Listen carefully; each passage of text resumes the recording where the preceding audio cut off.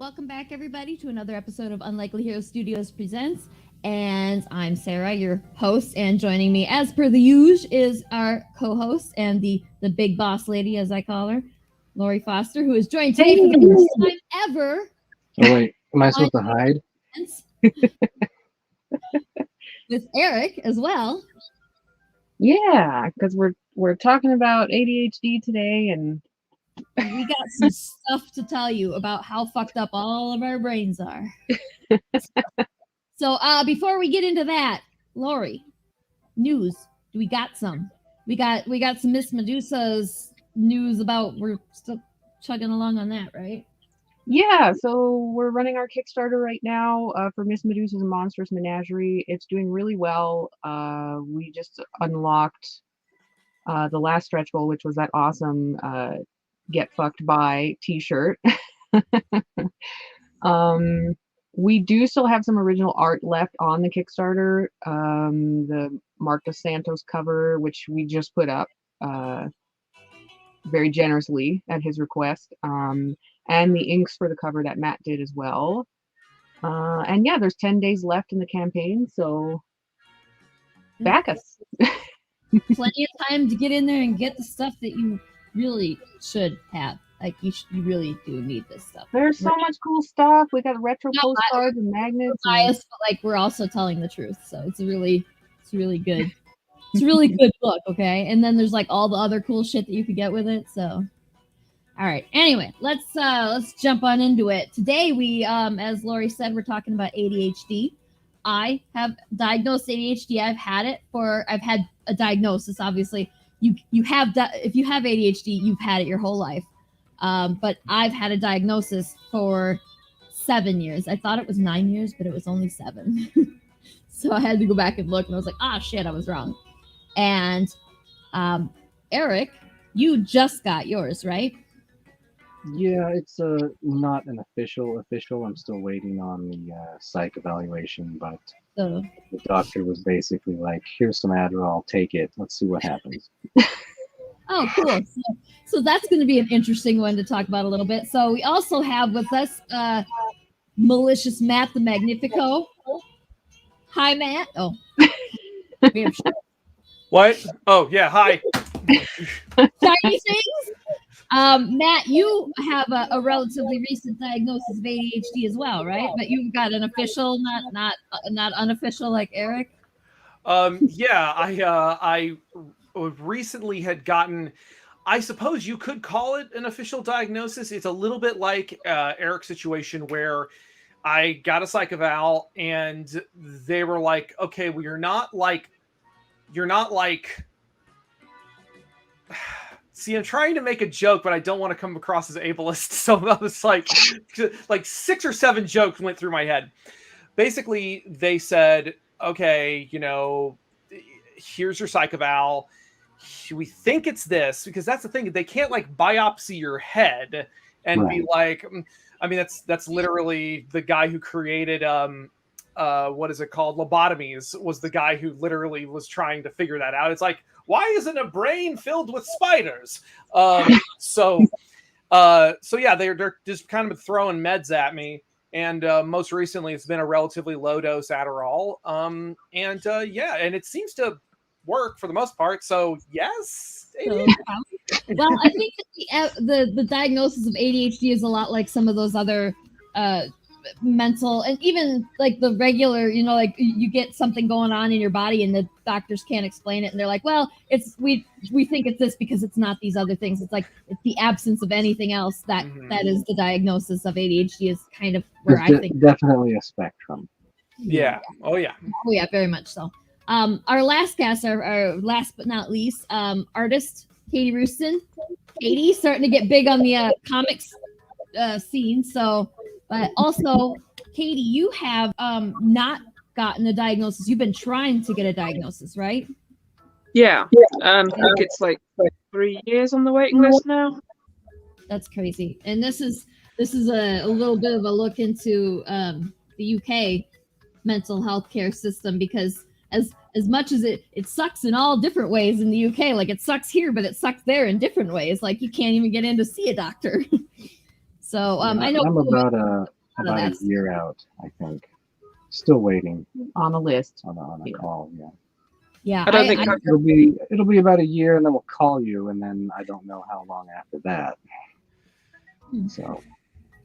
Yeah, I guess mine is just I think I got lucky to a point, and also I've had mine for quite a bit longer than everybody else here. So I doubt that things were better there than that, like before. But I don't remember a lot of it because I was also like massively depressed because during all that I got it was all the same time that I got my hypothyroidism diagnosis too. So I don't remember a lot of it because hypothyroidism causes depression and brain fog and all that stuff. So so like I honestly just don't remember a lot of it of that time period. But I have I pulled up the DSM-5 actual sort of diagnostic criteria because I don't want to read all of them. It's ADHD is like not defined in the DSM-5. It is just it says ADHD is characterized by a persistent pattern of inattention and or hyperactivity / impulsivity that interferes with functioning or development. Whatever the fuck that means. Right. I mean, I saw. Oh, sorry. No, go on. Carry on. No, I mean, I just remembered I'm in a couple of different, at least one ADHD group on Facebook, and a couple other of my friends on Facebook also have ADHD, so they'll often share memes or tweets and whatnot, talking about ADHD. And one of the things that I thought was very interesting that somebody pointed out was the fact that ADHD has been largely characterized, even in its name, in how it inconveniences others as opposed to what it actually is. Because that's the big thing, because I'm really curious to hear the woman's perspective, a woman's perspective on ADHD, because it can manifest in women in very different ways compared to men. It's, obviously there's a lot of spectrums to consider there, as to, and that's even not to say that even manifests across a single gender the same way. So there's just so much about it we don't understand, which ties into the social stigma of it, which is like, well, it just means that you don't pay attention. It's also ruined TV shows for me, because I was watching this new cartoon about the Monkey King. It's actually really good, but they have this whole subplot about the main character being like, they're trying to teach him, like, you need to learn how to focus and you need to learn how to follow through and yada, yada, yada. I'm watching the episode. I'm like, no, he's just got ADHD. Like, he needs medication. He doesn't need his master to be yelling at him about, you need to focus more. And it's like, I don't know. So yeah, television's ruined, movies are ruined, life's ruined. That's actually one of the questions that I'm going to ask you guys in a bit here. I have a short list of questions. To get diagnosed for ADHD, you have to go see a specific mental health care professional. Like, your doctor kind of can, which I guess Matt and Erek know that. Like, your doctor can kind of, to a degree, help you out, but yeah, like the psychiatric. I actually, even my healthcare professional, she's not a doctor. She's I don't remember her title, but like she's like for like behavioral disorders. That's what she does, and she's awesome. So, but for children, it's funny because for children you have to have 6 or more of the symptoms of inattention and or hyperactivity, or for adults you have to have 5 or more, and for everybody it has to be at least 6 months. So I'm like, 6 months, my whole life. Yeah. So yeah, like if there's anybody who wants to know like what specifically I have, the we could all tell you some of the things that qualify as hyperactivity or impulsivity or inattention, but don't if you're in school and you don't finish your homework, or find that you have trouble finishing your homework, like if you make silly mistakes because you're being careless, you're not paying attention to detail, if you're messy, stuff like that. Those are all. Oh boy, do I have stories about that. Yeah, I bet you do. At 10 p.m. at night. It's just, and it overlaps with so many other things that could be the actual issue that, it's not easy getting the diagnosis, and, you might think that you have ADHD and have something completely different. So, because there's so much overlap when you're talking about neurotypes. And I hate that ADHD is attention deficit hyperactivity disorder, and I hate that it's called a disorder, because it's not a disorder, it's a neurotype. It's not, you don't have something wrong with you if you have this. You have a different neurotype. Right, your brain just works differently. Right, and the same thing with, like, if you talk to autistics in the autism community too, they're the same way. They're like, it's not a disorder. You're not broken. There's nothing wrong with you. It's just a different neurotype. And so that irritates the shit out of me, because the things that, we, like Matt said, the things that we get, that we are classified by, are the things that inconvenience other people. Whereas there are so many things that we all excel at that neurotypical people don't. So yeah, it's not named for what it does to us. It's named for how it irritates other people. Boy, howdy, isn't that the truth? Yeah. And so let's jump into here. I have this list of questions. So I went over what is ADHD. We all, everybody except Katie, unfortunately, has experienced some level of experience with treatment. So Erek, you had the most recent with the treatment. So you said that your doctor just kind of was like, here, take some of these pills and see what happens. Yeah, I took a very short questionnaire. And then she was like, well, you can get a psych evaluation, but that's going to be at least a year out. Or I can just give you some Adderall right now, and you can take it and see what happens. And if you clean the house 48 times, then you probably don't have ADHD. So I took it, and well, before I even took it, like, I was a little concerned because medications don't quite jive with me a lot of the times. So we went and we did something that I've been calling the coffee test, because I don't drink coffee. I don't really drink anything with caffeine for the most part. So we went to McDonald's and we both got a mocha. And within 5 minutes, Laurie was like bouncing off the ceiling of the car, as one does when they've had caffeine and they're normal. Neurotypical, not normal. Neurotypical. Whatever. Yeah, Laurie's not normal. There's nothing wrong with you. Care. Anyway, continue. In 10 years, we'll be calling it something different, whatever. And I just like, my chest stopped hurting, and I felt like I wanted to take a nap. Coffee makes me sleepy as well. Yeah, so yeah, I felt a little better about it, and then I was like, all right, I can throw this amphetamine in my face. Let's see what happens. Going against decades of dare. Right. Dare. And then I think I just slept for about 16 hours. That's wild. So yeah, because like your brain, like you finally have the right amount of dopamine, and your brain is like, well, I'm okay now. I don't have to hunt for dopamine. I can mine is nap. Mine is definitely a dopamine, like, strictly kind of thing. I don't really have activity at all that I'm even aware of.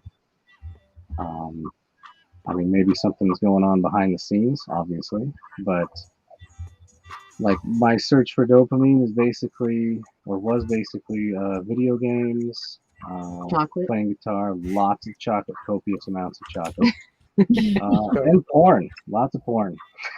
Naturally.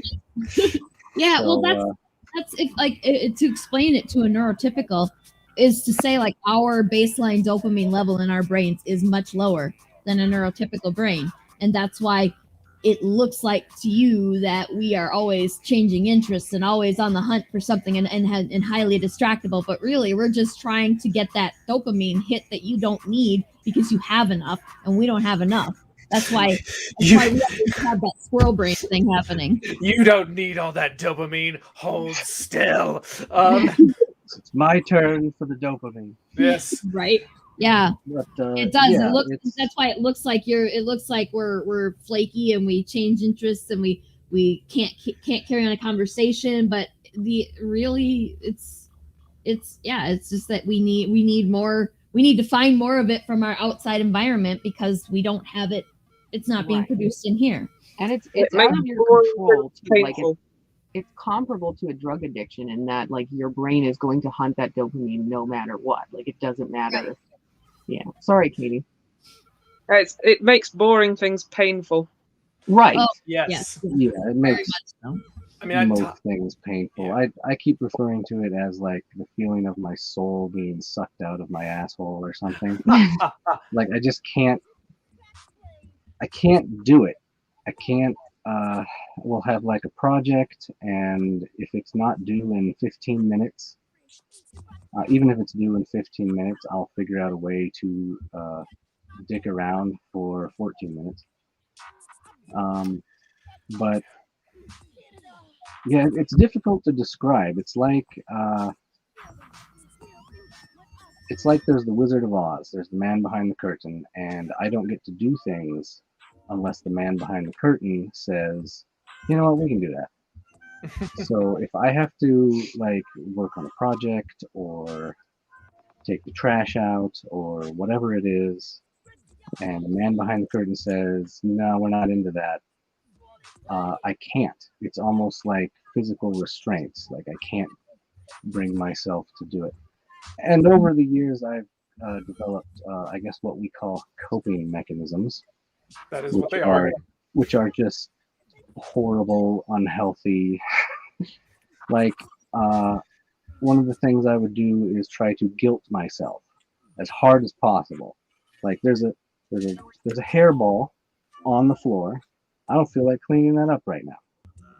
I'll take 3 steps while my brain's going, if you don't clean that up, you're gonna fucking hate yourself in like 15 minutes. So turn around and clean it up. And it works sometimes, but like I said, it's still not healthy because like it facilitates like a spiral of feeling like shit. Even though I ended up doing the thing, I still felt like shit because I had to make myself feel like shit in order to do it.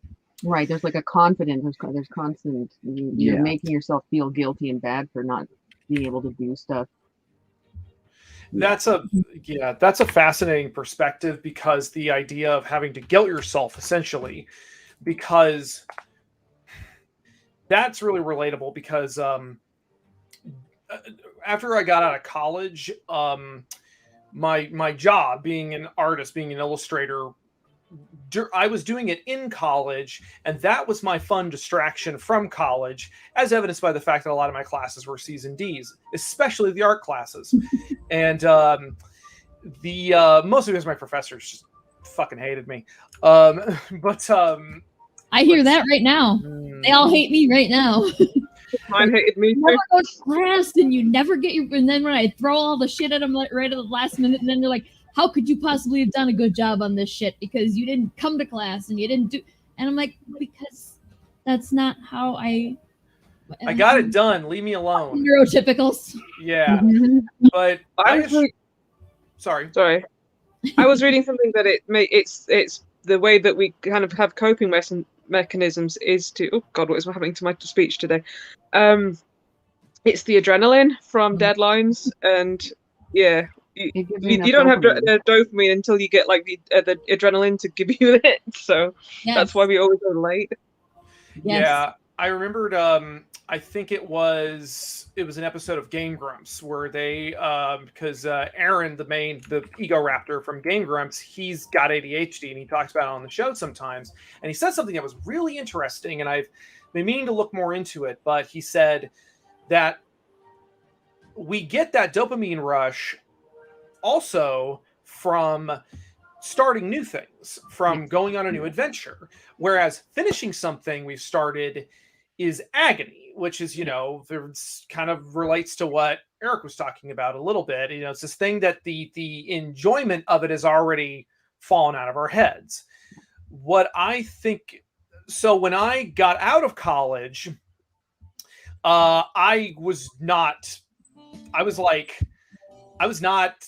able to do anything. Like, I was not getting anything done. And I would spend all day watching Simpsons on DVD and being like, oh, that's funny. And then I'd be like, oh, I have to do a thing. And it got to the point where I had to move back in with my parents for a couple of months because I had no money. And just everything kind of fell apart for a little bit. And the way I got around it, the way I was able to make myself into a professional, was to terrorize myself into becoming a workaholic, which is one of the reasons why I'm in the situation I'm in now, where I'm constantly working to the point where my bones don't work right. And it's like yawning now. Laurie did it too. Yeah. Hold on a second. Let me see if I can. There it is. Did you guys hear that? Yes, that sounded. I'll do it a few more times. Comfortable. And that's what we call artist shoulder. And so anyway, and I remembered last year I was having a conversation with a friend of mine who also has ADHD.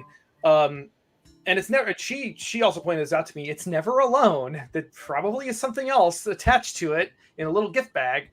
And she, when I told her, like, oh yeah, I just kind of more or less got diagnosed and got my meds and stuff. And she's like, I thought you already knew and were already medicated. So I guess my, again, coping mechanism was, no, I just have to work or I'm going to die. So I've made every project into a potential life or death scenario so that I could get them done. It's kind of blows my mind that you like designed your life to fight your ADHD, to fight that without even knowing what it was. And it's, I mean, I guess it works to a degree, but you're always working, which sucks. Yeah, we're working on that too. Yeah, that's some of the problem is the after you get treatment, you have to reprogram. Mm-hmm. You're like in your case, you don't have to take 48 projects because now you have some treatment. Yeah. Yeah. So, I mean, yeah. I would love to be able to work on like little personal things again. Like I had like what I could best describe. The other thing is that the medication affects everybody a little differently. Like not everyone has the exact same reaction to it. My Adderall makes me hyper-focused on whatever is immediately in front of me. And 9 times out of 10, I can tell myself, okay, you're on this high now. You need to blast through this thing you need to be working on. Other times, I will get hyper-focused on something else, totally unrelated. And this is where the personal step comes in, the personal responsibility comes in of having to tell yourself, no, Matt, you can't just convince yourself that you can do this and then later get back to the thing you actually have to work on. Like I got on my Adderall and then a couple of weeks ago, or maybe a month or two ago, and I went on a walk, not with my dog, for about half an hour and wrote character profiles for all of the Primal Rage characters from that old 90s arcade games and created a through line of one character who's actually the narrator of all of these character arcs. And I slipped in 3 or 4 more character arcs on top of that. And I was like, why did I do that? Well, because Primal Rage is awesome. Right. That's why you did Yes. that. That is true. And it wound up being useful. I posted on my Patreon. It actually got me like a dozen new followers. So not entirely useless, even though you were questioning yourself at the time. Yes, that is correct. We have a couple of comments. We have Caston has some feelings about Dare, I think. Oh boy. Where she wrote "fuck Dare." Yeah, not great. and also, which this one is Caston's sex expertise coming through. Porn is a great way to get a dopamine dump, especially combined with an orgasm, which, yeah, I guess. It would explain the sheer volume of porn I also consume. I think I'm up to a terabyte. I'll have to check. Oh, yeah. Yeah. And Paul Henson came in with a very innocent and pure, "Hey, you beautiful people." Aww. Hey, Paul. Hi, Paul. Thank you for helping us not feel like monsters. I wanted to mention, actually, in the vein of coping mechanisms, I have noticed also that people with undiagnosed or untreated ADHD will often self-medicate with caffeine, like we talked about caffeine. Mm-hmm. A lot of caffeine. Oh, like, God. We have a friend who I've been pushing to go and get a diagnosis because I am 97% certain he has ADHD. He pounds Monster energy drinks all day. He pounds a Monster energy drink to go to sleep. And I'm like, this is like, you're basically medicating yourself to function. Yeah, that's rough. Yeah, that's like, I used to, like, I would go through easily a 12-pack of soda in a day, no problem. Sometimes, and quite often more. And then on top of that, I'd be drinking coffee in the mornings, every morning too. And I wasn't talking like some people have 2 cups of coffee in the morning. No, I'll have like 6 cups of coffee in the morning, and then I'll immediately jump into sodas. Right. And I still have a soda problem to this day, but it's way better than it was because I've been able to manage it. And with having a diagnosis, I actually can get medication, which that's like Katie, you can't even see if the medication works for you because you can't get a damn diagnosis. So frustrating. No. And I mean, I don't drink too much coffee either because it makes me sleepy, and B, it makes me like palpitations and stuff. So I'm just like, I'm not drinking too much of that. But no, I mean, I don't know that. Well, I used to do a lot of writing for like sort of dopamine, I think. I don't really know what else I do. I've got really bad memory problems as well with it. I don't know if that's a thing with ADHD, but my memory a thing with ADHD. This is something I thought was just a me thing, but now I'm learning. I have learned 7 years later, I still learn things every day about ADHD. But one of the things I recently learned was like, if somebody puts you on the spot and says, "Give me an example of this thing," you're gonna be like, "I have never experienced that thing in my entire life. I don't even know what you're talking about." But if it's unprompted, you can come up with 50 examples. Like, like, name one time that you've ever been to a movie at the movie theater. And I was like, I don't even know what a movie theater is. What are you talking about? But then, if you're just having a conversation where it comes up in the conversation, you're gonna be like, oh yeah, I've been to, I know what movies are. Movie. Well, that Jackbox games that we do sometimes. There was one question, I think it was name a movie that would make a good theatre show or something, and I immediately forgot that I'd ever watched any film ever. It's exactly. Like I don't think I don't know what that's. I don't know if there's like an official diagnostic name for that particular symptom, but it's a thing. It's definitely a thing. And see, everybody here is nodding their heads. They know. It's just like your brain going, file not found. Yeah, exactly. Although they do not have problems with long-term memories, most people with ADHD may have impaired short-term or working memory, research shows. As a result, they may have difficulty remembering assignments or completing tasks that require focus or concentration. Yeah.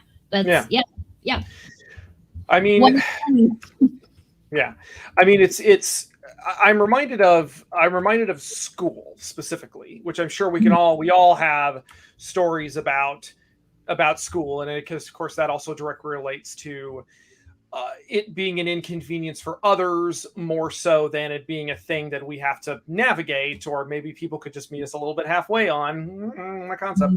But I remember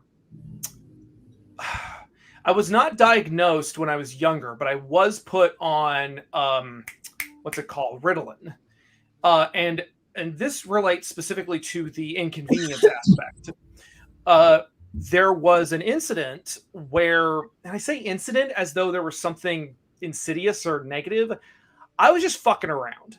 So I went and I thought I'm going to take pictures with my Polaroid camera of my television screen, take it to school and tell people, oh, look, Godzilla's real. You know, which of course is not how any of that works, but you're a little kid and you're just fucking around, seeing what you can get away with, seeing how people react to it, looking for attention. So I did this, and I even told the teacher about it because I was under the mistaken impression that teachers were my friends, and I shouldn't say that. That's very negative. I'm just saying that, like, I perceived teachers as being taller kids I could talk to about stuff, and so I was showing the pictures, and I'm like, look, it's Godzilla's real or whatever. You know, I had this whole elaborate backstory I cooked up because I then remember specifically and I didn't know why this was happening, but I got sent to an office of some other adults that I didn't know who was. It turned out it was the guidance counselor, and she was just asking me random questions, and I was just sitting there drawing Godzilla or drawing dinosaurs or something. And then again, no connection in my mind. They said, okay, you need to start going to the nurse's office, you know, once a day or something and get your pill, get this thing you have to take. And it wasn't until years later that it was explained to me that those things were all connected. They thought, and I remember my parents even fighting about this and not understanding what they were fighting about. It turned out that they thought I couldn't tell the difference between fantasy and reality. They thought my brain was broken or something. And so they, again, this was never explained to me. They just started throwing pills at me because they're like, well, maybe this will make him normal. That's the logic. That's the progression. Did your parents know about that? Yeah, to my knowledge, they did. But again, they didn't. It was never explained. Or if it was explained to me, it wasn't explained to me in a way that I retained. Because half the conversations I had with my parents growing up, I just was like, I'm in a room with my parents. My parents are neat. Mom makes me mac and cheese sometimes. What was that? Softball? I don't know what that is, but yeah, okay, sure. Why do I have to put a uniform on? What's a cup? Why? What? And I'm just like, no, that's how that also happened. I got into Little League without understanding that I was signing up for Little League. I very much relate to that. Like, I cannot fathom why I should or could or would do anything without understanding it. And so often I had no fucking idea what I was doing, why I was doing it. And people, and my parents, my father especially, was very much a you do it because I say so person. It's like, that's not, and he actually, even to the point where he took, if I asked why, he would take that as insubordination. And I was like, no, I want to understand. I want to know. Yeah, he's like, so it's like I would get punished for asking why instead of like getting the explanation that I desired. You know, I just wanted to know why. Why are we doing things? So, as a fun little coda, I was, and again, I didn't know about the connection until later in my life, but suddenly I wasn't in Little League anymore, and I think it had something to do with the fact that my last game I punched a kid in the dugout. So again. That's also a symptom. Punching kids in dugouts, right? Specifically that. He deserved it. Even as an adult, just running into batting cages, like boom, boom, boom. Just running along, just punching little kids. Gives you that dopamine. So much dopamine. Yeah, I mean, 13-year-olds, man, they go down real easy. Anyway, I don't remember what. I think we were talking about the treatments. Yeah. So like, well, I mean, we all three of us that are able to get a treatment. Katie, unfortunately, you're still at the stage of trying to get that to that point. So, but yeah, I take Adderall and I take atomoxetine and I take duloxetine, which is technically an antidepressant, but it helped. The atomoxetine, I think, was originally supposed to be an antidepressant too, but I have learned through the trial and error that if I don't take the atomoxetine, then the Adderall doesn't last. It lasts as long. It doesn't last as consistently. Like it seems like it works better with the atomoxetine. The atomoxetine does fuck all if I don't also take Adderall. It does nothing if I don't also have Adderall. But with the Adderall, if I take the atomoxetine every single day, then if I skip a day with Adderall, brain still works. It's very weird. It's very weird, very cool, because then I can skip a day with the Adderall if I'm having, if I feel like I'm getting overwhelmed. Like if I just need a break from to let my brain like reprogram or whatever. I worry like crazy because it took so long to get this help. I worry so much that the Adderall will just stop working one day. That is a horrible fear in my mind. Yeah. I mean, I remember another one of the other 1,000 podcasters I listened to. I'm just kidding. I listened to the same 4 over and over again. There was one that was talking about bipolar disorder and how he was like, my psychiatrist, we don't know why the medication I'm on works, and it could stop working anytime. And if it does, it's going to be a really fun 3 days, and then it's going to get scary, and then I'm going to have to be put on something completely different, and we won't know why it works, but we just throw stuff at it. So yeah, it's a huge fear of mine, and that's why I like do break days from the Adderall if I can, because I'm like, if I keep taking breaks from the Adderall, then my body can't become accustomed to it. So like that's my mind, and I don't even know if that's a thing, but my healthcare provider, my doctor, she is like, no, that's fine, you could do that, it's not going to hurt anything. It's the atomoxetine, the duloxetine, those are the ones that I need to not stop taking, that causes issues. And it's they're also the same stuff that builds up in your system. So it takes a while for you to notice that anything's working. And yeah, it allows like the Adderall is in and out of your body so fast. Even with, I have the long acting stuff, the XR stuff, and it still it's in and out of your body within 12 hours, I think. I also try to take breaks from the Adderall too, which is something else my parents are rightfully concerned. That's like, they're like, I don't know about this Adderall stuff. And I'm like, well, it is meth. So, yes. Yeah, but that's why you don't take it in the horse pill form. And you don't want to get addicted to it. You don't want to, or not addicted, but you don't want to. I think that there is nothing wrong with wanting to not become overly reliant on it, because I'll take Adderall and there will be a point while I'm on it where I'm like, oh my God, all my anxiety just went away.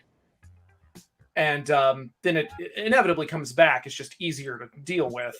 So I can see why there would be concerns about, not wanting to become overly reliant on some of this stuff if you have that option. Right. Casson addressed this to me, said atomoxetine selectively inhibits norepinephrine uptake, which means your ADHD meds work longer because it keeps the drugs in your system and working longer before your brain trashes it. That makes sense. Well, there you go. Yeah. Like, I don't know. I don't know why. I'm like, I'm going to forget that stuff. I'm going to forget it as soon as it's off the screen, probably. But is there? The important thing is that it does that thing, and for that I appreciate it. What it also does is about 4 or 5 hours after I take it, it makes me super fucking loopy. So I always take it at night so that I'm asleep when that happens. I did make the mistake. Like the way that I learned it was in the most horrifying way possible. I took it in the morning, and then I took it at like 8 o'clock in the morning, and then at like 1 o'clock in the afternoon, I was done with what I needed to do, and I needed to drive home. And I drove home, and I started to fall the fuck asleep in the middle. I did that thing, that thing that you do, like that, like you sleep on the way down, and then you're like, Jesus Christ, and I shit my pants on the way back up, and I was like, oh my God, I just fell asleep while I was doing 65 down the fucking freeway. Yeah, and so I pulled over. I think I pulled over and called my boyfriend. I was like, can you come get me? Come get me. I was like, or maybe I should just pull into the nearest gas station and take a nap. I don't know. I was only like 20 miles from where I was and home. So I was like, maybe I should just pull over and try and take a nap. Oh my God, it was so scary. So yeah, so now I know, take that at night. Yeah. And I feel like that's also an important thing to address. I mean, I know we're still jumping around a little bit. Who would have thought? But I think it's important to address that people will hear stories about stuff like that. Like when I first started trying Adderall, it was, again, the big horse pill kind that was like some massive dose. And I'd be like, I've been up since yesterday at 10 a.m. and the wall is still there. And just, and people hear stories like that, or they hear stories about, medication reacting a certain way. And of course, usually people who don't have ADHD or are neurotypical or whatever, and their reaction is like, well, then that sounds dangerous. Maybe you shouldn't take that. Then you just shouldn't take that. What else am I supposed to do? Right. It'd be nice to know the function. Yeah, the horse pill story there. I actually never had that issue because I was started off at such a low dose. Mm-hmm. I think I started off at like 10 milligrams, and then they're like, okay, if this does nothing, then come back in a month and we'll bump you up a little bit more until we get to one that functions. And before that, because of my insurance, I actually had to try all of the other non-stimulant drugs first. I had to try every single non-stimulant drug, and I was like, when I got my original diagnosis, she just jumped right in with the stimulant drugs, and so that was fine. That's how I knew that Adderall was the one that works for me. And then when I went, I had to, because insurance, because fucking the government, yay, and I lost my insurance, and so I couldn't take anything because that shit's expensive. And then when I got back on, my insurance said you cannot have Adderall until you try everything else first, and everything even included the other stimulants, which Ritalin and Vyvanse, the other one. Yeah, so I had to try all of those before, and I was like, I already know Ritalin doesn't work. I know that none of the non-stimulant ones work for me. Why can't I just have my Adderall back? And then, God forbid you say something like that to them. They're like, well, it sounds like you might be addicted to Adderall. It's like, fucking, I know that's the one that works. What the fuck are you talking about? Like, would you say that to somebody who's having a heart attack and says, I need these pills so that I don't have a heart attack? And you like, sounds like you're addicted to your heart attack pills? Come on. Yeah, they're like insurance is really, we're actually dealing with that right now. We went into the doctor to get Erek's on Vyvanse. We went into the doctor to get the dose just slightly increased because he was on basically a baby dose to start. And doctor sent the prescription in. We go to the pharmacy. They're like, well, you just filled, because basically we normally take a 20. She prescribed a 10 to take on top of the 20. Because like it's with the amphetamines, like the insurance and the pharmacy get really weird if like you have your 20 milligrams for the month and then the doctor prescribes 30 milligrams. Like they're like, oh no, you're drug seeking, you're gonna get high off of these. Like so she tried to prescribe just the 10 to add on to the 20, and we can't get it approved by the pharmacy. We're still waiting for the insurance, and to buy Vyvanse is hundreds and hundreds of dollars. We can't just buy it. And it's that is because Adderall and Vyvanse and Ritalin, they're all like that. What is it? Schedule 1? Like they're not Schedule 1, but it's like it's a controlled drug, and they will. Yeah, they will not let you. And I get it to a point. I understand to a point why, because people get their hands on it and then they turn around and sell it for hundreds of dollars a pill, which. Cool, but I need that shit to make my brain work right. So I'm never going to sell it.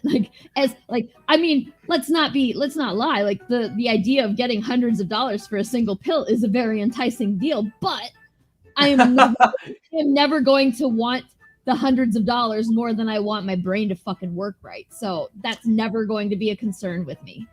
I have to be honest, I feel like a little bit of an asshole now because I feel like it was really, really, really easy for me to get my Adderall because I filled out like a long questionnaire, got the psych eval, talked to the doctor, and he was just like, all right, I got to Walmart. And wham bam, thank you, ma'am. Never had any problem getting it. Like the one time I had a problem getting it was when they tried to pull a fast one on me and prescribe me something that, or give me something that costs like $250 for an entire bottle. And I'm like, whoa, okay, hold on. And I think I raised enough of a stink. Because it turns out pharmacies are morally corrupt. And you can just, if you ask, like, can I get a cheaper substitute? They're like, oh, yeah, here you go. That'll be $10, please. Yeah. Back in the day, back when I first got my diagnosis, which, like I said, was like 7 years ago, I did have to do the thing where they had the doctor hand wrote the prescription, and I had to take the paper to the pharmacy. And now I don't have to do that, and it still blows my mind. Like, you guys are both saying that you have to take a paper to the pharmacy, and I don't do that anymore. Well, I don't have to do that either. I just call it in and they fax it over. I'm using hyperbole for comedic effect, but functionally, yeah, that would, at least for me anyway. I think I've got a different pharmacy to you because you always got the cheapest version first. Say that again. My pharmacy always offers the cheapest version first, so because I suppose that's the UK thing, really. But they're like, "Oh, you don't need that brand. This is like 20p, and that one's like £7 or something. Have the 20p one instead." So almost like America sucks. America does like they care more about profits than the people that they're giving the stuff to. Oh no! Job makers. So weird. Oh, okay, my bad. Our pharmacy has been pretty good about the generics and stuff like that, though. So yeah. I think that my insurance company is the one that's insisting I have the name brand Adderall right now, because right now I am on the name brand Adderall.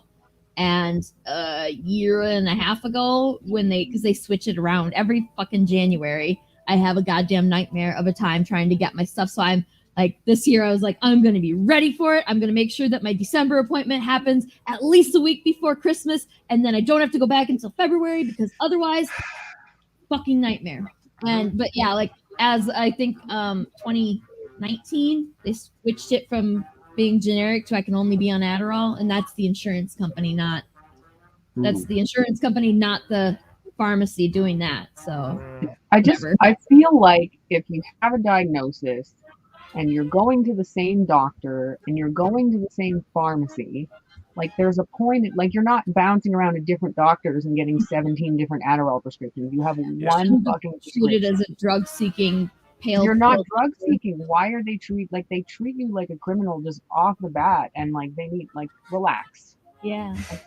Yeah, Kasten mentioned that the craziness is for pain medication, like people that need pain medication too. It's like, and you know, the fucking with the pain medication it's even worse, because the fucking drug companies, they perpetuated that crisis. They fucking made it, and now they treat us like the fucking criminals. They're the criminals that made this fucking epidemic of the opioid epidemic, yeah. and now they're treating us like the criminals for doing it. Like, fucking fuck. I'd like to point out that if we had like a national healthcare system, people's names and rec charts would be in the records, and they wouldn't be able to bounce around between doctors and get 17 prescriptions, and this wouldn't even exist. Like, this wouldn't be a thing, because they would just have one chart with all their shit in it. Healthcare companies wouldn't be able to get lots and lots of money.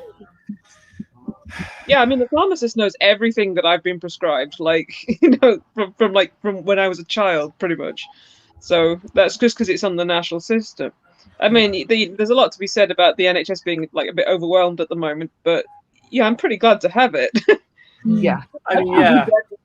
So, I had unrelated to ADHD, but I had when I was over there, I got sick. Turned out it was just a cold, so it was fine. But, and then there was that whole thing of accidentally double dosing on Tylenol, which also makes you really loopy because they don't call it fucking Tylenol. They don't call it acetaminophen over there. They call it something else. They call it paracetamol or something like that. And so I thought I was taking 2 different medications, and in actuality, I was taking a lot of fucking Tylenol. But no, I was worried that I was gonna have to go to the doctor to go somewhere to get it taken care of, and so I had to ask around, and it turns out like it would have cost me all of like $50 to go to the emergency room there. It would have cost me an entire day, but it would cost nothing out of pocket, and like $50, like and Katie, like for you have to go to the anything. Yeah, you don't pay anything out of pocket, right? So I had to go to the hospital, and they didn't have any beds, so I was stuck in the A&E department for like 3 days, but I was still in a bed there, and I had like a procedure, and I was in the hospital for 3 days, and that cost me nothing. And it's like, I was seriously ill as well. You just have like a card, right? That's what we had in Canada. Like you give the hospital your health card or whatever. No, we don't even have to do that. They just have your details on the system, really. So they just tell them who you are. That's cool. When I was one of the times I was in Japan, I want to say this was 2017. I started coming down with something, and it was something that I had before, and I knew I was going to need antibiotics for it. I was staying at a friend. I was actually staying at my publisher's place. He was out of town, so he let me crash at his place for a little while. And I knew this was happening, and I'm like, shit. So I texted him and was like, hey, I may need to go to an urgent care clinic to get some. I don't know if you have those here. I don't know how your wackadoo moon speak country works. And he's like, oh man, you know, I mean, there is a clinic down the street, but yeah, you don't want to go there. You'll have to pay out of pocket. And it's like $30 whole. And I'm like, is that just the visiting? And he's like, oh no, that'd be like the meds. That'd be like everything. Like what? Oh, right. You're from America. But then he's like, I have antibiotics in my medicine cabinet. Just take some of those. so I took some, and I'm like, oh, it went away. Okay, I'm good. Just so we're clear, that's not a good idea either. You really should go to a doctor to get antibiotics. But that's a thing that has happened, obviously. Well, it's one of those things where it's like you're still in a foreign country. You don't really know how to navigate the system. You're hoping that the people you're because anytime I go to some place in Tokyo where I'm going to need to do some kind of business as opposed to just going to a restaurant or a toy shop or something, like if you go to the post office or something, you have to ask, "Eigo hanasemasu ka?" which is, do you speak English? And I'd say about 75% of the time I get a little, like, yes, a little, or it's just slowly backing away from me. It's like, it's okay, we can work this out. But anyway, so yes, don't take random strange medications in your that's are in your publisher's medicine cabinet that was for his toe or something. So, totally unrelated. Aiden Tolbert on Facebook just popped in and said greetings. So hi, thanks for joining us. I do have another question for everybody. So start thinking about your answers here. What is right and what is wrong and what is just plain stupid about the media's portrayal of the neurotype of ADHD? What is right? What is wrong? What is just stupid? And for me, the whole bouncing off the walls thing is stupid. That is not. I have never, ever in my life seen anybody just bouncing off the walls. Like, yeah, there's energetic people. Exhibit A, Matt. Very energetic, but also not bouncing off the walls. I mean, even as a kid, I never saw that, and I myself am inattentive type predominantly, a little bit hyperactive, but mostly inattentive. So I don't have that, and I've never seen it. So for me, that's a dumb portrayal, and that's dumb that gets perpetuated in social media, on the news, in movies and shit. Although ADHD, say, isn't really highly covered in movies and stuff. No, I agree. I mean, I think I've got the inattentive type as well, because I mean, I've taken all the questionnaires and I get 100% on inattentive type, but I don't get anything on the hyperactivity. And I've never been hyperactive. It's like my friends are like, "You've just been stood for like 10 minutes staring at a bird," and I'm like, "Yeah, they're just zoned out." Bird is cool. Yeah. That's people will. I've had people say to me when I have explained it, like my family, very much so. You're not hyperactive. You're very the opposite. You couldn't possibly be less hyperactive. You don't have ADHD. It's like, that's not what it, that's why it's such a, that's one of the reasons why it's such a horrible name for the. Yeah, they need to call it something else. Yes, it needs to not be called attention deficit hyperactivity. And there used to be ADD and ADHD, and now it's just all ADHD. And that's like, having it all be one thing is better than not, but better than having the two separate ones, but also it's still a shitty name for it. It's they terrible. should just call it a dopamine deficiency. Yeah. I like that. Yeah.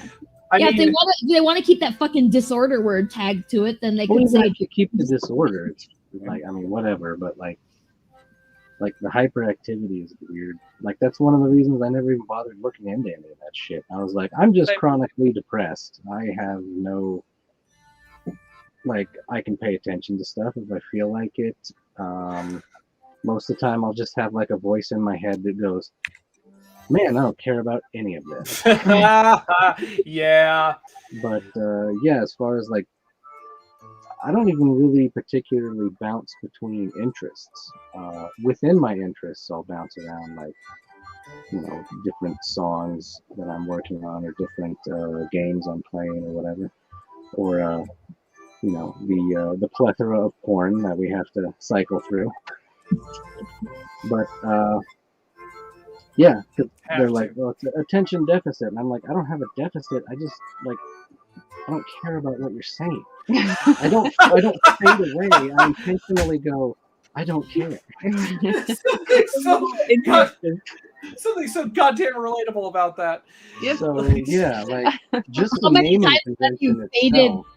Somebody's explaining something to you that should be important to you, that is important to you, but yet you drift off at the beginning, and then you don't come back until right at the end, and you're like, I need you to repeat everything you just said because I didn't catch any of it, and I'm so sorry, but. Yeah, I mean, for the longest time, Morgan would say something to me, and I would hear her physically. Then I'd be like, "What?" Like, yeah. Oh yeah. And it's like, and it's not that you don't necessarily want to. It's just like it's just like it'll start, and it's like, did my brain not deem that as important? Right. Because I objectively know. And as far as the media goes, you know, it's like that thing I was talking about, the Monkey Kid TV show. You know, and these other shows, these especially children's shows, and I really think this is something that needs to change. Children's shows that try to make a morality argument out of paying attention, out of focusing. You know, you just need to focus. You know, you need to do that. You need to character arc your way out of what is clearly a different neurotype. So I just think that needs to be reevaluated, because I think that there is that weirdly loud song. We're just going to change that weirdly loud song. I think there's a balancing act. And of course, you know, there is a balancing act to be had between being accommodating on some level, but also, you know, allowing for a measure of personal responsibility. Like, yeah, rather than people just, I don't want people just kowtow to me. Like, you know, it's like, oh, we have to change everything around him. No, I'm just saying, like, a little more understanding and a little more a little more understanding out there in the world would maybe make it a little easier for us all to be like, oh, okay, this is how he thinks about stuff, so here's how I'm going to explain it. Like, I have a really hard time playing board games because sitting and reading the rules makes me want to throw myself out a window. Like, yeah, and a little bit of that, yeah. There is a little bit of that. And I want to play the game. I have this pile of games that I want to play. I have a game called Terror Below. It's basically a Tremors board game, and I want to play it so goddamn badly, but I can't because I can't sit and read the goddamn rules. Although recently, Cassim was able to read the rules to me, and I'm just like, I know how this works now. So, Eldritch Prime VR. Eldritch Prime is here. Said good evening, everyone. Hi. Oh, and Paul said up above there somewhere that Callie is also with us. So hi, Callie. I saw it, and then I was like, oh, I gotta say something about Callie being here at the next break, and then I forgot. That's what happens. It's not that I don't love you, Callie. It's just that I have ADHD. Something I thought I'd mention too is like, as someone who doesn't have ADHD, who has a partner with ADHD, who's that? It's really important to learn about it and to read about it, because like a lot of the things that I'm trying to think of the word that I like want I'm here. not trying to piss you off. Right, like Oh, when you don't know your partner has ADHD, it can come off like maybe they don't care about you, or they can't focus on you, or stuff like that. And if you don't know they have ADHD, it can cause kind of a rift, or it can cause issues like that. So I think it's really, really, really important to get that diagnosis and then tell your partner and talk to your partner about it, because like they need to have empathy about it and understand that like what you're doing or saying isn't, like, if they can't focus on what you're saying, it's not because they don't love you. If they can't go to bed at the same time as you because they're hyper focused on doing something else, it's not because they don't love you, and all of that kind of thing. Yeah. Yes. No. Somebody posted something recently about fucking what's it called? It was a post that was saying, hey, people with ADHD don't experience friendship degradation the way it's like, and I didn't know this was a thing.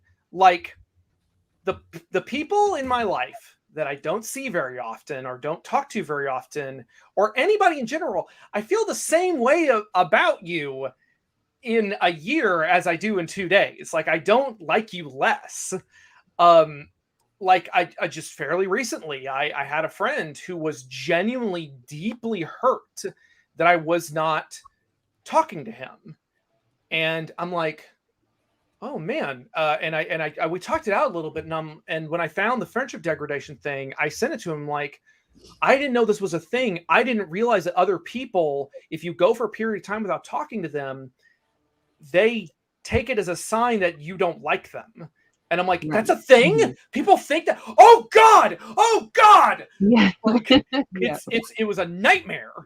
And it's so hilarious. Well, hilarious because on the other end of the spectrum, you got that rejection sensitivity, which is very much a thing with ADHD. Like if somebody, it's something that I found as a graphic designer, I found it very interesting, shall we say, to reconcile that with the people not liking the first, second, third draft of the work that you send them.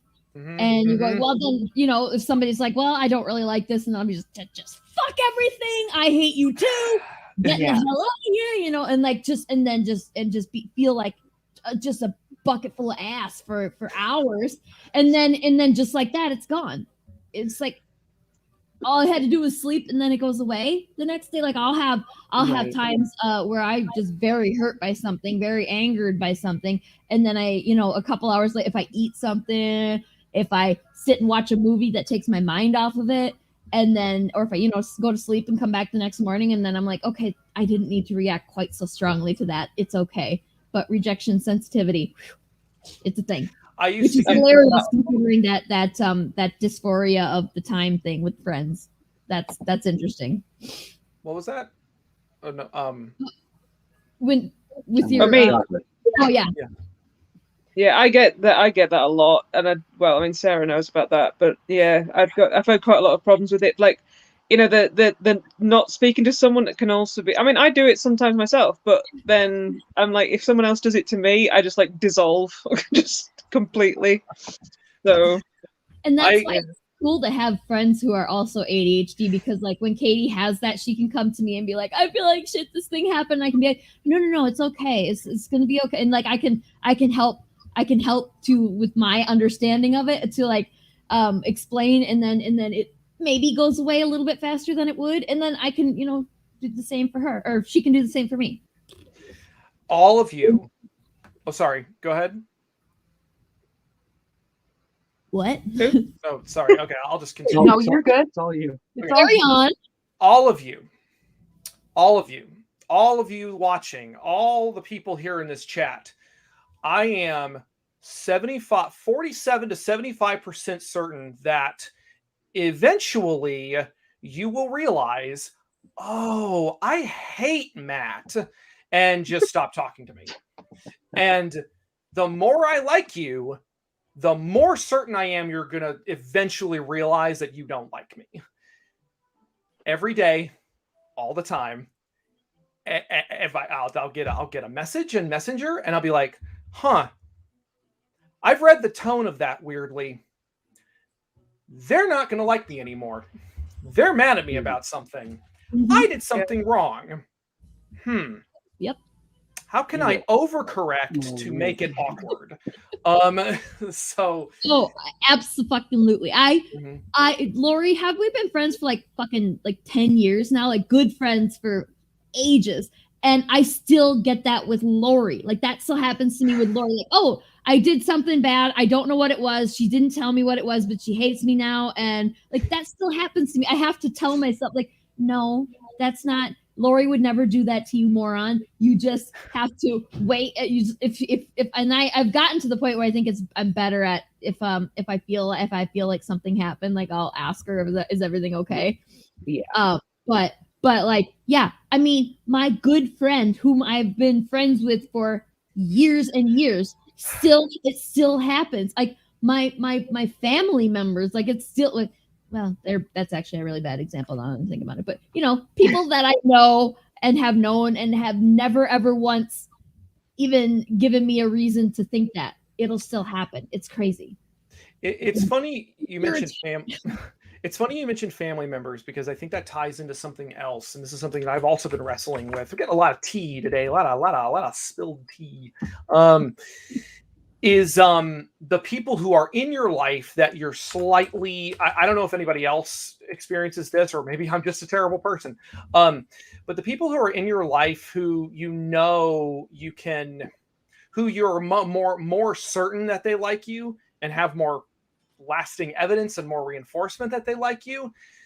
I have found myself in a situation where I'm more likely to unconsciously benignly neglect them, because I'm bouncing between 20 different people. Right. And it's like, oh God, no, the core relationships in my life actually do need to be maintained, because you can't, you again, just because you don't have Frederick degradation doesn't mean that they aren't feeling neglected. So it's all part of that balancing act. Yeah. Yes. Kitty. Agreed. Mm-hmm. He was very much to the skylight, and then you just need to invent a character that you play who is a narcissist.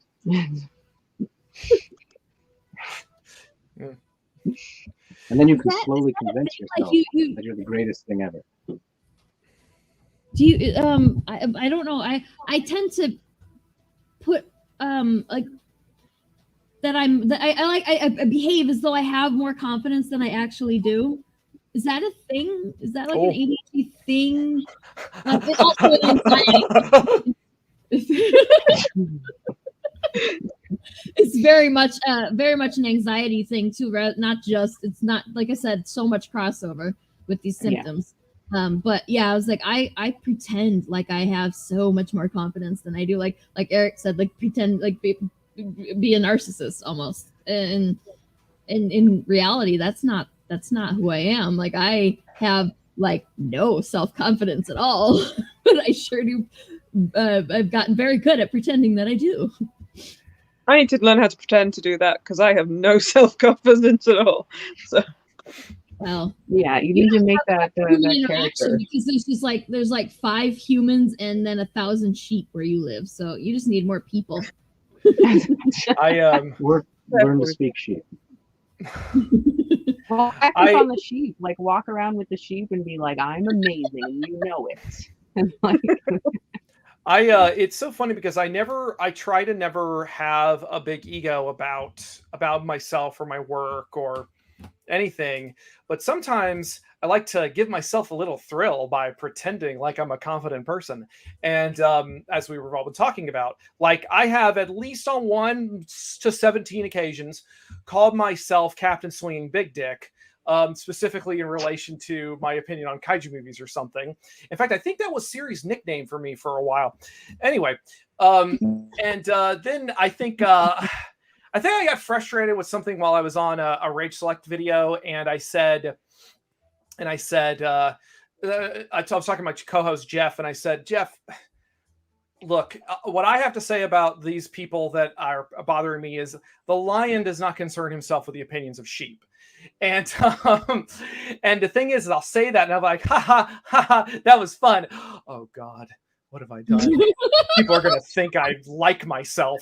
And if you like yourself, that makes you a bad person, right? Yeah, and then people won't like me, and oh, that's how it starts. This is fun. Again, everybody's nodding and agreeing. Or are you just nodding because you want me to think that you like me when you don't actually? Well, I mean, the whole secret about me is that I don't really like anybody. I can relate to that wanting people to like me very heavily, though. I've had that my whole life, and I've been trying to work on it. But she's bad with it. As not really care most of the time. Yeah, he actually helps me with that. Aww. So it's funny that and like you don't have ADHD, but that's still the crossover is there with that. What the fuck are you doing to me, cat? Oh, you getting kisses? Chewing on your ear? Suck his tongue into my ear hole. But yeah, a lot of these are just kind of human condition kind of thing. Especially most people are kind of pack animals, I suppose. So they're going to have anxiety about people in their pack potentially not liking them and disappointing them or whatever. I have a big thing about disappointing people, fear of failure kind of thing, while at the same time also not caring what people think about me. So it's kind of a weird coping mechanism, maybe. I'm not sure. There's a dichotomy kind of. I wanted to mention too, as an employer of people with ADHD, I think it's really important for what? Cat wrangler. That's what I called her in the description. Is that I called her a cat wrangler. I like that. I think it's really important that employers be educated about it, because I feel like ADHD people have kind of difficulty maintaining employment because employers expect them to do exactly what everyone else is doing the exact same way, and they can't. And they need to make I don't know, I'm losing my words. They need to make exceptions, and they need to let them, they need to figure out something together that allows them to work the way they need to work, or that allows them to take time off, because at least with Erek, he'll have crashy days where he just can't function, and it's really hard to function, and that's fine, and I feel like employers need to be better at recognizing stuff like this. I don't think it's fine, but I'm trying to get better. Trying to get better at thinking it's fine. There's a lot of Yeah. But again, like a duality kind of thing where I do actually think I'm really fucking good at a lot of things, while at the same time feeling like I'm a complete and total failure because I haven't capitalized on all those things that I'm really fucking good at. So, a lot of self-loathing. Yeah, I was just gonna say, point that one out. Have any of you lost a job from ADHD? I lost a job because of ADHD. I've lost probably more than one. I know I've been fired a couple of times, and it was absolutely because, well, the one time I definitely don't know why I got fired. I thought I was doing an excellent job, and that will fucking shatter your self-confidence right there too, thinking that you're doing an amazing job and then getting canned out of the blue. Mm-hmm. But I can't even get them to give me. I can't get them to give me a job anyway. So it's just like, yeah, that's a problem too. Well, yeah. the times I've been fired, I guess may have been related to ADHD, because I remember the one time I had gotten fired from a job that I had at a toy store, which you think would be perfect for me, but I got fired. Well, first of all, because they had too many employees and they had to downsize. But then they cited that it was because I was rude to one of the other coworkers, and the incident cited was I was excitedly explaining to her how bats work, and I just went on this long form tirade about and I literally grabbed a rubber bat from the store, and I'm like, no, see, look, they're actually much more closely related to apes than they are to rodents, because you can see the phalanges and how they extend out this way. And she thought bats were bugs. So she needed a lesson here. Come on. So she needed to be fired. Right. She complained to the owner, who was like, well, whatever, Matt, so you're fired. And I'm like, all right. That sounds like a great conversation to me. Seemed like a firing offense, though. Like, what did she say that got you straight past the warnings and straight to fired? Holy shit. It was. I think a part of it was also it was a combination of things. Like, one of them was, I was not great at. I got along with just about everybody at the job, but she felt like she was being disrespected by me mansplaining bats to her, which I guess I could see that. It just, again, feels a little extreme to get someone fired for that. But I think I also was like joking around with the customers a little too much. Like, my brain is like, new friends. Right. And it's like, no, these are customers. It had absolutely nothing to do with the fact that you kept opening all of the toys and assembling dioramas. Yes. I'm not saying I didn't spend the entire week I was employed there specifically organizing the dinosaur section, but I'm not saying that. These seem like assets to me. Like, employers need to recognize this shit as assets. And whoever this bitch is who thinks bats are bugs, like, she doesn't get to work there anymore. That one's really kind of blowing my mind. Like, as a young, if you're young, as in too fucking young to work at a toy store, then I can excuse it. But if you're old enough to work legally and you think bats are bugs, go back to fucking grade school. I learned that shit a long time ago. I never want to. I've had this conversation with other people. You never want to presume that your experiences are the same as other people's experiences, and if they just don't give a shit about bats, then whatever. But at the same time, I think it was purely because of her seniority and not insubstantial amount of nepotism that was the reason why I was let go. Like, she didn't like you and she had pull with the boss, and so you got tossed straight to the firing phase. Yeah. And it's shit, me and the assistant manager, who was the person who got me the job in the first place, we spent like 6 hours one day after closing, building an elaborate diorama for the front of the store using our knockoff brand Godzilla toys, creating like we made cardboard buildings and used spray paint to simulate burning like windows and stuff. We got all the army toys and lined all those up. We used like cotton balls to create explosions and stuff. And we did like a whole like Godzilla versus the military diorama. Got back there the next day, it was all taken down. Because the owner came in and was like, "That's not appropriate. You know, that doesn't represent." What's not appropriate about that? That Oh, I'm getting flashbacks to the. There's a newsagents in my town that always does a Halloween display, and apparently the local church got really offended by it and wrote in quite a lot of complaints about it, and like had like a media campaign in the paper trying to get them to stop. Yeah, well, good times. Like we're not even talking about ADHD anymore. My experience losing my job was very standard. Probably very familiar refrain to a lot of ADHDers in that I wasn't reliable. And that was another situation in which they pretty much jumped straight to firing.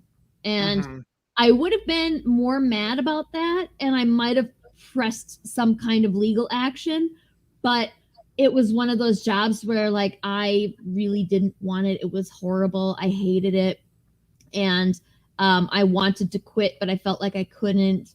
And then they kind of did me the favor by firing me. And I got to claim unemployment for it too, because they said it was for being unreliable instead of violating any kind of company policy. So like, there you go. Unemployment. So nice. We've been kind of talking about what we wish neurotypical people would understand about ADHD. So I want to ask you, what is a frustrating thing a neurotypical person has said to you regarding your diagnosis? And like Katy, I know you're self-diagnosed at this time, but that still counts very much so, because you know, if you can't fucking get to a doctor, then what else can you do except self-diagnose? So well, actually, my mum has pretty much agreed that I've got ADHD anyway, but one of the things that's really irritating is that I have a terrible memory. It's notoriously terrible, and it always has been. And yet my dad can't seem to understand that if he tells me something and I immediately forget it, that it's not my fault. I just don't remember it. It's like, oh, I asked you to do this. It's like, yeah, I just remembered that now when you reminded me.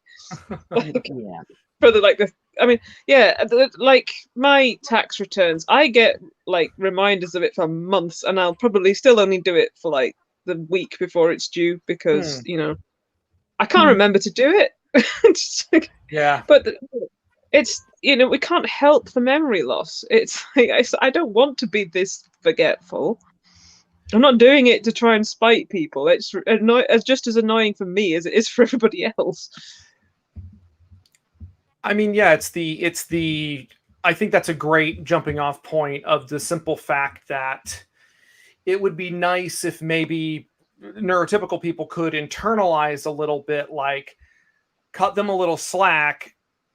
They don't quite think about things the same way I do, or whatever. Like, I mean, one of the most annoying things I have heard in the past is, why don't you just do this? Why don't you just do X? Just do Y?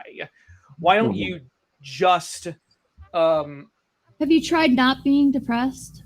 Have you tried like making a schedule? Should we look at the sunset? Because how could you possibly have ADHD if you watch the sunset? Have you yoga? I mean, you know, one of the things that I've heard many times is you know what? It just fell out of my head. Just concentrate. I get a lot of, why can't you just focus? Why can't you just focus? Why can't you just focus? Like, you know what I can focus is my fist in your face. Right. God, So we've that's come the full kind of rage circle. I end up feeling. Come full circle, punching kids in dugouts. There you go. Exactly. Yeah. Yeah. I definitely wish that people would understand the memory thing more. Like Katy, what you were saying. It's like, I wish people understood that I never forget anything because I don't care about it, or because I don't like you, or anything like that. That's never why something falls out of my brain. That's never it. It's never because it's not important to me, ever. Yeah. Right. Yeah. And And of course, sorry. Yeah, and then the not being able to like notice stuff that it just fades into the background as well. Like, you know, like, it's like why haven't you written it on like a whiteboard or something? Like, well, like, I did, and I don't remember to look at the whiteboard, even though it's sat on the kitchen table. Yeah. It's just blurred into the background for me. I don't notice it anymore. Yeah. Caston just brought up the time. I like to call it time dilation for people with ADHD. You know, we always think something won't take nearly as long as we actually think it will, which is just the story of my fucking life. And you know, and like we said, we're not talking about this stuff because we want everyone to just be like, how do I put this? Like, again, I've said this before, but just accommodate us. It's just, we're just talking about it because maybe if there's a little more understanding, you know, then there wouldn't be like this, why don't you just do X and Y? No, we hate these. There's certain aspects about this that we fucking hate. And we wish we weren't like that. Because then, you know, oh yeah, why don't you go to bed at a proper time? You know, I don't know. Maybe it's because I'm more productive at night. Yeah, it's like if you go to bed at a proper time and then you're just going to lay in bed staring at the ceiling for 3 hours before you finally fall asleep, if you're lucky. It says me at 2:30 in the morning.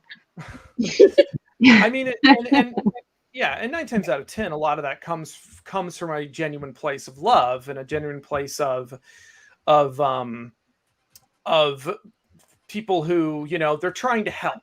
And I know that, you know, we often hear, you know, I you know, talk to my parents about this sort of thing a lot, and they are, and now that they know, you know, they are, I would hope that they are becoming, you know, more understanding. And by the way, hi mom and dad, if you guys are watching. I did tell them about this podcast, about this live stream. So, you know, just trying to talk about it a little bit. It does take time. And even if you're a person who has ADHD people in your life and you have a hard time understanding it or wrapping your heads around it, or even if you unintentionally make that person upset, it's also like not the end of the world. I think we should also acknowledge that it's hard for people to, hey mom, it's hard. Mom. It's hard for people to wrap their heads around this sometimes because this other person has a different brain chemistry than you do.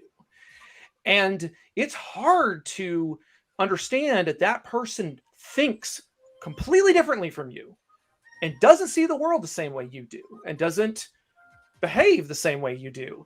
And I think that if a little patience from either side can go a long way, because it is, like I said, it is also, you know, a little bit, the onus is a little bit on us to have to tell people about this and tell people why this is the way it is. And then, of course, the flip side is maybe take us at our word that this is the way it is because of X, Y, and Z. So I feel so weird about telling people about it because you get a lot of discrimination from it. Like you get a lot of bullshit. You're faking that. You're just filling me full of shit so that you can get special treatment. It's like, no, I'm telling you this because that way when I very predictably do something dumb, you will get that I didn't mean to do that. I've never intended to do something stupid. I'm sorry, go ahead. Sorry. I feel like every time, because I've explained it for Erek before to, like, you know, people he's doing work for, and it's like every single time it's like, well, he has ADHD, and they're like, well, he's not hyper at all. I'm like, oh, okay, it's going to be this conversation again. All right, I'm going to explain this entire disorder to you and how it works and how he's not hyper and how not everyone who has it is hyper. And it's like, so I empathize with you guys. I do. Yeah, it's fucking ridiculous. I could say that there's probably few things are more convincing for someone than having to explain it to other people. That when you're the one who doesn't have it. So right, and it's like you have to go through the fourth degree every time you do something differently than someone else. You have to explain it. Okay, well, this is wrong, and eventually, like, what do you start just carrying around a card that says it on it? Like, it's like, read it. Like, what are you supposed to do? It's ridiculous.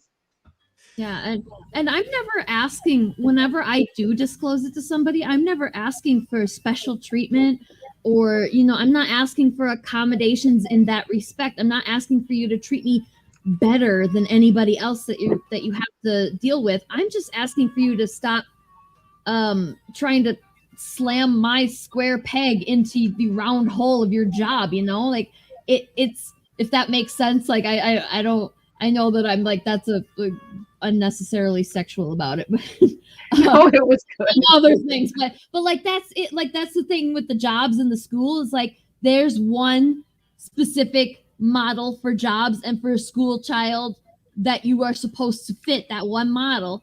And if you don't fit that model, then you're the problem. You're always the problem, rather than making these job descriptions, making the job fit the person that you've got this person who can do this job really well, but you're trying to force that person to adhere to things like you have to be at the office by 8:00 in the morning. And I'm sitting here going, well, if you just have me, if I can just work from home, I can get 1,000 times more work done. Okay, please don't sip on that. Yeah. I mean, So that's one of the reasons why I don't really have any interest in going into an office. I have done contract jobs and freelance work. I've done contract jobs and freelance work going into office environments. And and this is of course back before I had any sort of medication. And I would just sit there and I'd just be like, I just had no productivity. And I would eventually just kind of get fed up and be like, hey, I'm going home. And it's like, I remembered I was on a freelance job in New York years ago, and it was actually really fun. Quit my other part-time job over the phone because I forgot to tell them that I was staying an extra week. And that was fun. And so what I'd done is I would be there, get there in the morning to the office, and I'd work, and I'd be productive for a little while, and then lunchtime roll around and be like, I'll be back. And I just I would just fuck off, and I'd go to the Japanese bookstore 2 blocks down the street, and then get a slice of pizza, and then I'd be like, oh, it's been like 2 hours. I should probably go back. And oh my God, I would have been so fired so many times if I would have ever done that. Too much anxiety. I'm very charming. That's my problem. I'm not charming enough. And also I'm a woman. That's the thing too. I'm sorry. I'm very sorry to have to throw out the woman card, but it is a men can get away with that shit way easier. You're not wrong. Then yeah. So but Eldritch Prime and Caston actually pointed it out too here. Said that treat everyone equal, and I think that's I think that I get what you're trying to say, but I think that instead of saying equal, you should say equitable. Like give everybody the accommodations they need to be the best version of themselves that they can to because that's like the sticking the square peg into the round hole, is that I might need a little more. Like I need a little more than Matt. I need a half dozen timers to be able to remember my shit. And Erek, you need the rush of the last 15 minutes before the project's due. Like, just don't freak out. Like we say we have it under control, then on one hand, always be concerned, but don't necessarily just assume that we're failures because we didn't do it in your time frame the way that you would have done it. I mean, the best college course I ever had was the photography class I took, where the professor said outright,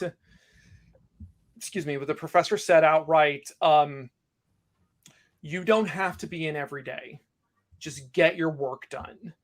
And I'm just like, oh, thank God. Yeah. I do not want to have to sit in this building for 4 hours during this class. And guess what?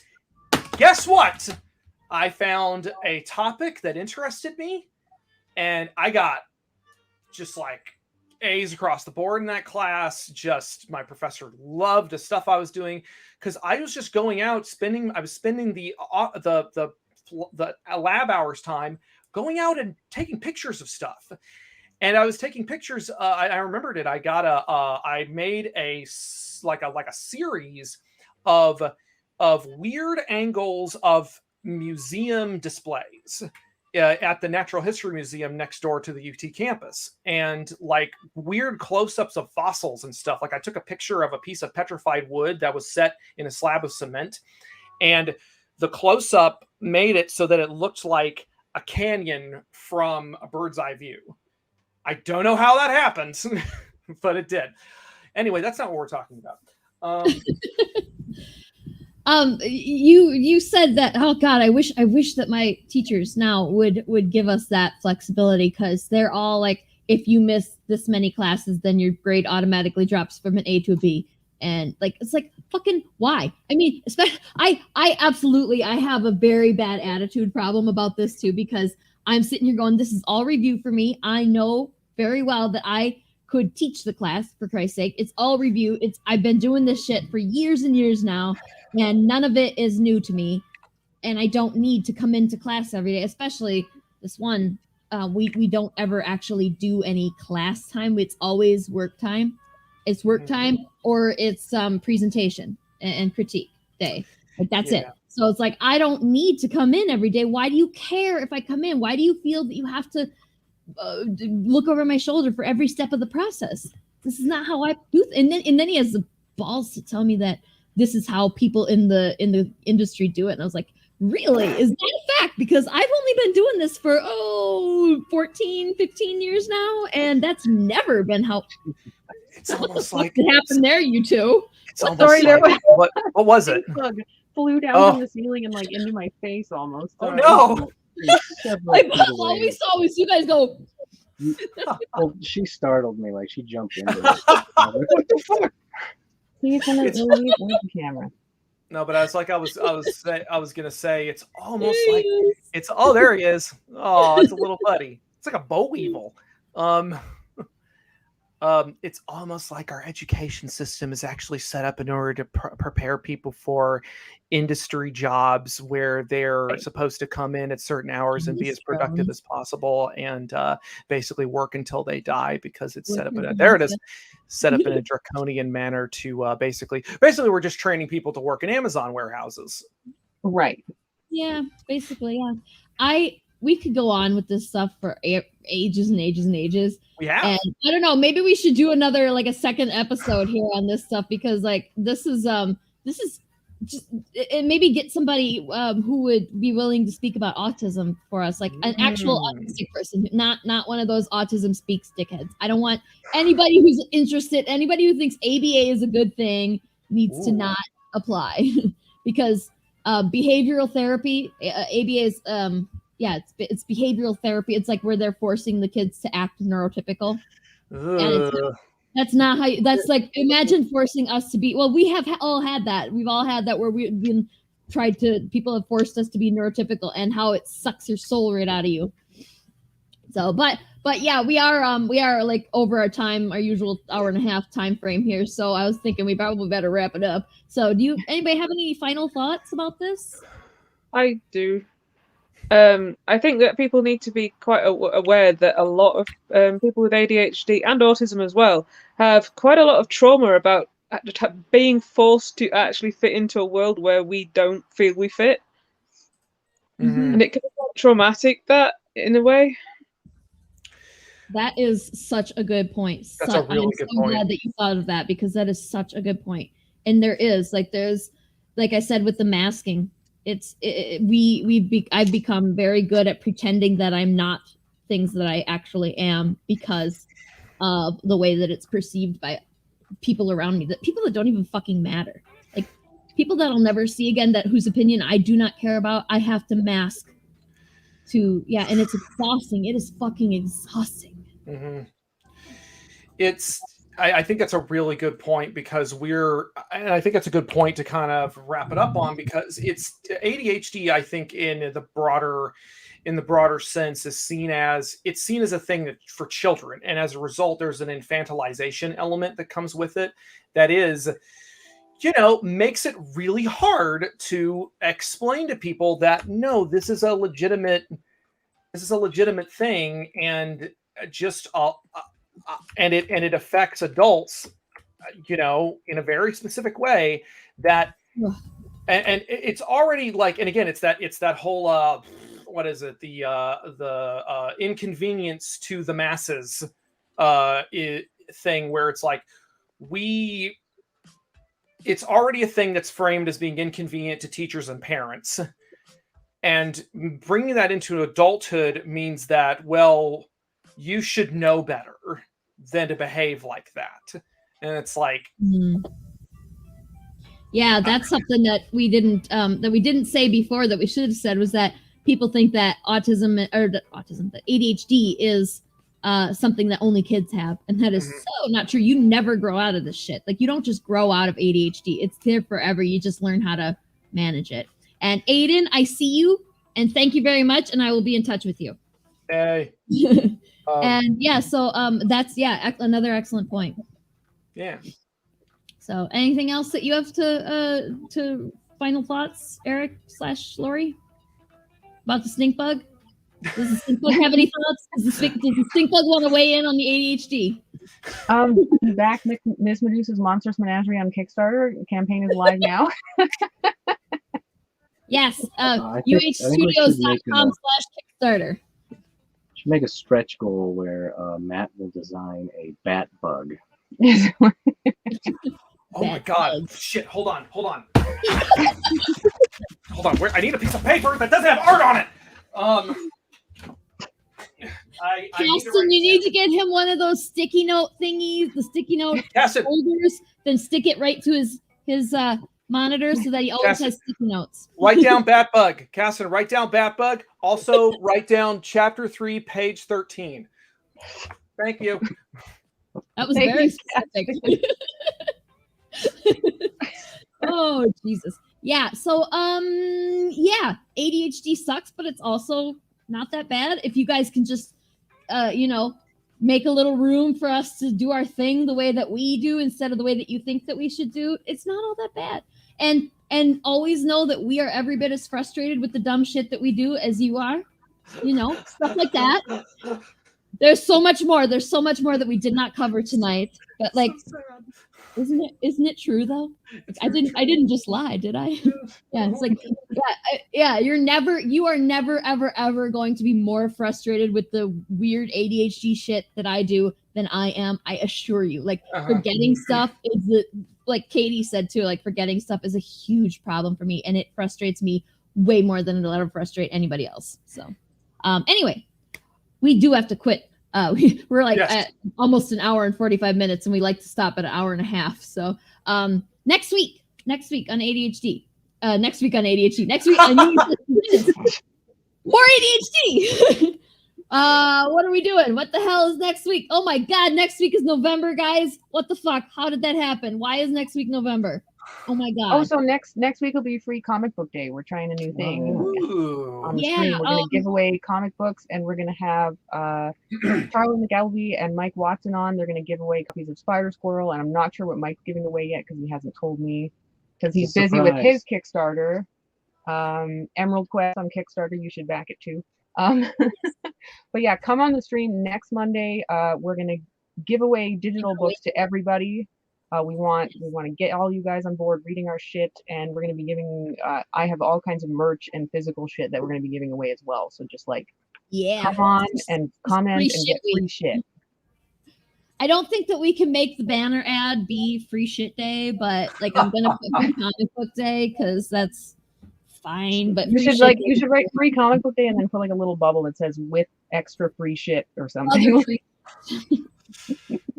Yeah, so we're doing that, and yeah, we're gonna have I don't know what we're gonna talk about. We're gonna talk about our comics probably. So yeah. So yeah, you can come and ask questions to the creators. So, Charlie and Mike and Laurie is gonna be here. I'm not so much a creator as I am a refiner of the shit other people create. as far I like as that. as far as the comic books goes. I'm not a creator. I'm a refiner, and I make ads. That's what I do. It's an important job that nobody remembers. Sometimes even me, because I have ADHD. Oh, ba-da-ba-ba-da-ba.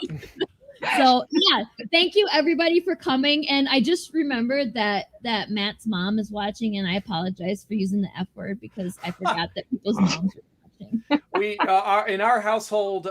When we see each other for Christmas, we say "Merry fucking Christmas." Oh, there you go. Okay. You're good.